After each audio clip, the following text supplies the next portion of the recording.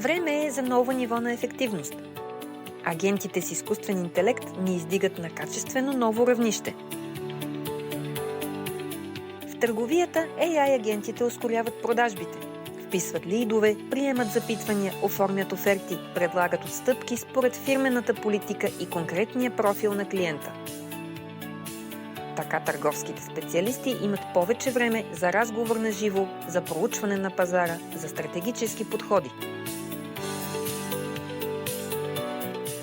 Тъй като живее в ERP системата, AI агентът изпълнява качествено задачи.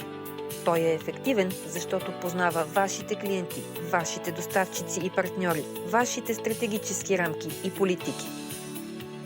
Ето го AI агентът за оперативна работа. Той борави с реални данни от ERP навигатора.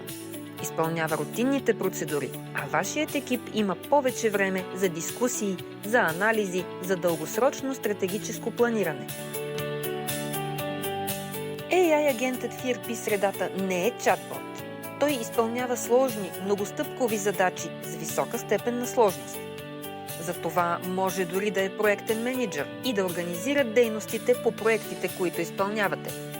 Насрочва презентации, координира срещи на различни екипи. Все неща, с които бихме губили много време.